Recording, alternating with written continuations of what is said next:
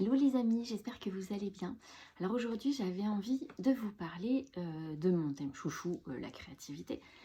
Parce qu'il y a 2 jours j'ai animé un atelier sur les 5 saisons de la créativité et une des femmes qui était là euh, me disait qu'en fait elle se voyait pas comme quelqu'un de créative. Euh, et en fait c'est quelque chose que je rencontre assez régulièrement dans les gens que je peux rencontrer en fait. Parce qu'on a beaucoup d'idées reçues sur la créativité en l'associant particulièrement aux artistes, alors que pour moi, c'est pas du tout ça. Enfin, c'est pas du tout ça.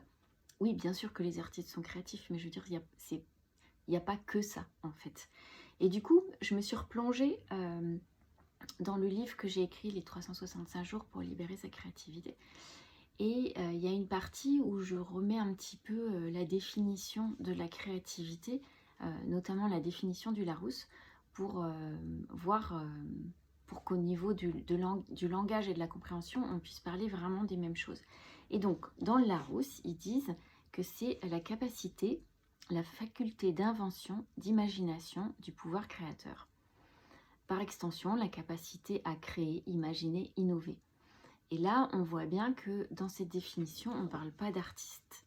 Euh, Moi, dans mes convictions profondes, je pense que on est tous des êtres créatifs à la naissance et que ça fait partie de nos facultés innées, en fait. Que c'est quelque chose qui est, comme on est tous remplis d'énergie vitale à la naissance, elle cherche à s'exprimer à travers nous. Et pour moi, la créativité, elle va intervenir dans la façon dont on va exprimer quelque chose, en fait.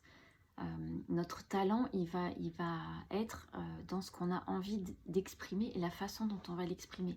Que ce soit une peinture, un tableau, faire de la cuisine, faire du pain, réparer quelque chose, ça va nous demander, premièrement, d'avoir des idées.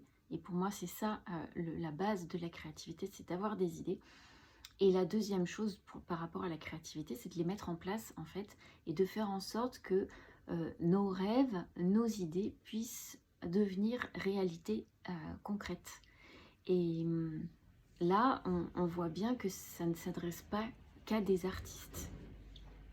Et je trouve que la différence, elle est vraiment hyper importante parce qu'en fait, on se rend compte qu'on peut être créatif vraiment dans tous les domaines de vie et que ça ne se limite pas qu'au domaine professionnel ou qu'au domaine artistique, comme je disais tout à l'heure. Ça peut s'exprimer vraiment dans tous les domaines de vie, que ce soit la santé, l'amour, les relations, la vie professionnelle. Finalement, à partir du moment où on a des idées et qu'on les exprime, c'est qu'on est créatif. Et l'idée derrière, c'est d'être connecté de sentir de l'intérieur ce qui cherche à s'exprimer en nous, en fait. Parce qu'on va être beaucoup plus créatif si nos idées sont personnelles que si ce sont des idées piochées à droite à gauche et pour lesquelles on n'a pas de conviction.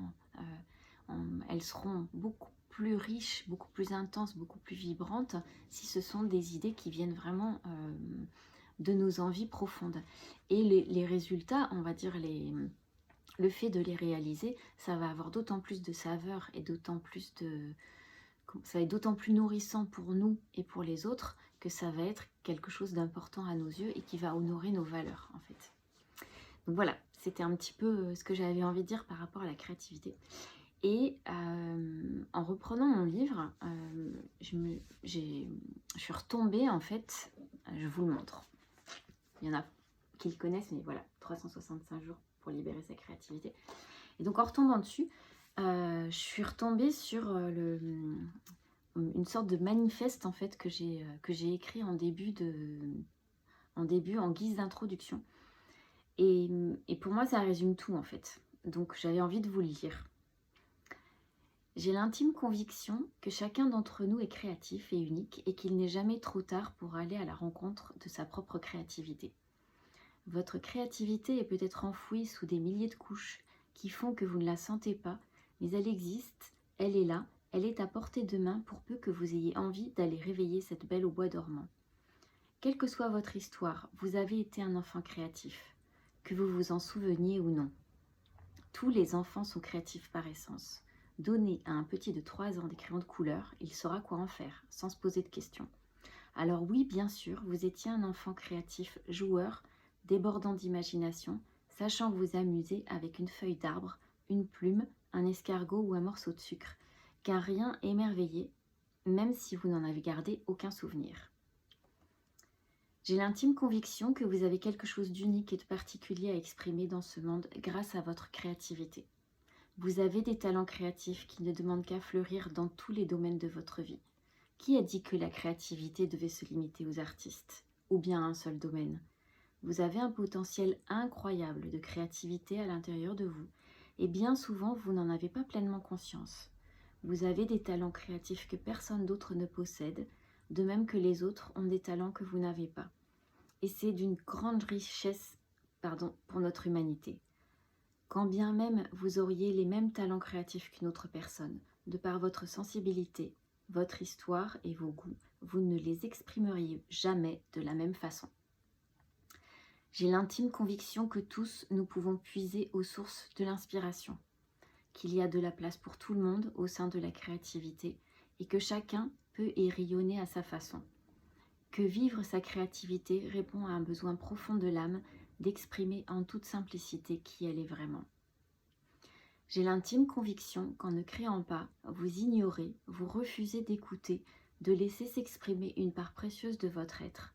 Vous refusez votre pouvoir créatif, votre liberté et vous manquez des occasions merveilleuses d'offrir votre beauté au monde. Vous refusez de partager votre lumière unique et quelque chose s'éteint en vous. Vous vous mettez en veilleuse, en attente de quelque chose d'imprécis, au lieu de profiter pleinement du courant de vie qui cherche à s'exprimer à travers vous. En exprimant votre créativité, vous vous reconnectez à vous-même, à ce qu'il y a de plus profond en vous, vous apportez votre propre couleur, votre touche au grand tableau de la vie et vous vous permettez d'être au monde et aux autres. Excusez-moi, c'est pas ça. Vous permettez aux autres de vous voir réellement, de vous reconnaître et d'inspirer ce que vous pouvez de s'inspirer de ce que vous pouvez leur apporter. Le monde a besoin de votre créativité.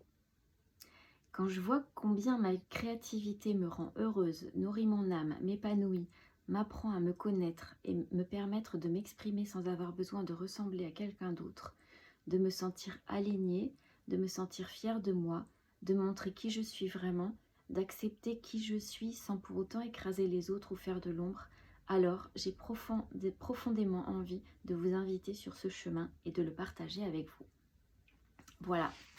Et en fait, j'ai écrit ce texte il y a 4 ans, un peu plus de 4 ans, un truc comme ça, à peu près, on va dire.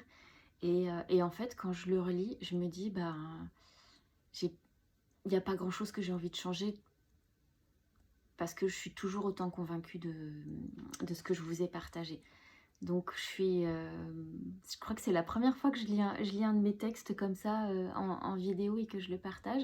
Et en fait, je suis super contente parce que je me dis que si ça peut inspirer et si certaines personnes peuvent se reconnaître dans ce texte, je serai super heureuse. Et ce que je voulais partager aussi, c'est que j'accompagne les personnes à libérer leur créativité, renouer avec elles, à s'épanouir à travers leur créativité et que si vous avez envie de me contacter, il n'y a aucun souci, je serai heureuse de répondre à vos questions. Voilà, et je vous embrasse et je vous dis à très bientôt. Ciao, ciao!